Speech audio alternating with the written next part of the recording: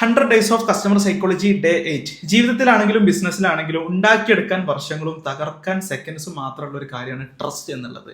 Trust എന്ന് പറഞ്ഞാൽ പലരും തെറ്റിദ്ധരിച്ചിട്ടുള്ളത് എപ്പോഴും തമ്മിൽ പെർഫെക്റ്റ് ആയിട്ട് ഇരിക്കുക എന്നുള്ളതാണ്. എന്നാൽ ട്രസ്റ്റ് എന്ന് പറഞ്ഞു കഴിഞ്ഞാൽ നമ്മുടെ അടുത്ത് എന്തെങ്കിലും ക്രൈസിസോ ഡിലേസോ മിസ്റ്റേക്സോ എന്തെങ്കിലും വരുന്ന സമയത്ത് നമ്മൾ ട്രാൻസ്പെറന്റ് ആയിട്ട് ഇരിക്കുക എന്നുള്ളതാണ് ട്രസ്റ്റിന്റെ ഉദ്ദേശം. ട്രസ്റ്റ് എങ്ങനെ ബിൽഡ് ചെയ്യാം? ഇത്തരം സന്ദർഭങ്ങളിൽ ഓവർ കമ്മ്യൂണിക്കേറ്റ് ചെയ്യാം. എങ്ങനെ ഓവർ കമ്മ്യൂണിക്കേറ്റ് ചെയ്യാം? എന്താണോ സംഭവിച്ചത്, എന്ത് മിസ്റ്റേക്കാണോ നമ്മുടെ അടുത്ത് വന്നത്, അല്ലെങ്കിൽ എന്ത് ഡിലേ ആണോ വന്നത്, അത് കറക്റ്റായിട്ട് നമ്മൾ കമ്മിറ്റ് ചെയ്യുക, പറയുക. അതിനുശേഷം അതിനെ റിസോൾവ് ചെയ്യാൻ നമ്മളുടെ പ്ലാൻ എന്താണെന്നുള്ളത് അവരോട് പറയാം. എന്നിട്ട് അതിന്റെ കൃത്യമായ അപ്ഡേഷൻസ് കമ്മ്യൂണിക്കേറ്റ് ചെയ്തുകൊണ്ടിരിക്കുക.